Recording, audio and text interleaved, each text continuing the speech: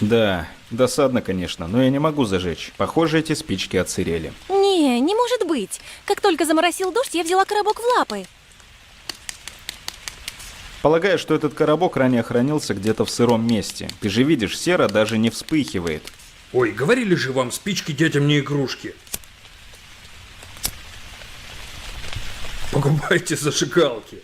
Эй, а ты чего молчал-то, а? Так а вы же не спрашивали. Так откуда мы должны были знать?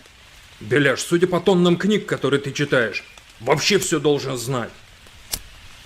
Как у тебя башка не взорвалась? Да при чем здесь... Ой, смотрите, дымок. Кажись, загорается. Да а чё сидишь, рот разинула? Давай помогай раздувай. Черный, ты что дерзишь-то? Какая муха тебя укусила? ЦЦ. Вообще-то в данном регионе они не водятся.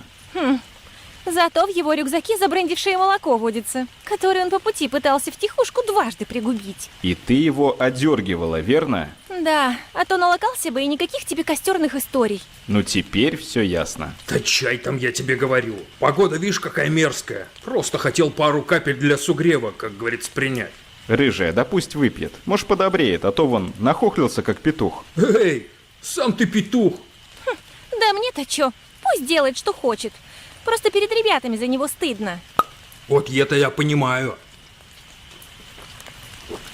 А чё стыдно-то? Как будто чужие тут собрались. Катаны, они вообще, ребята, вот такие вот, да. Да и тем более я чуть-чуть. Для сугрева, так сказать.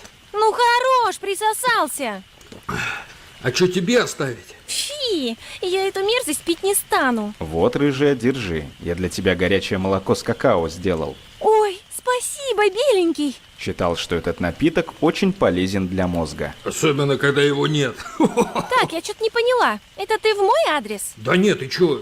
Это я так, что-то не подумавши брякнул. Беляк, а ты говоришь, какую-то жуткую страшную историю рассказать хотел, да? Да я бы не сказал, что она страшная. Больше смахивает на нечто не укладывающееся в рамки современной науки. И скажу вам, звучит это все очень правдоподобно. Рыжая, бахни глоточек, а?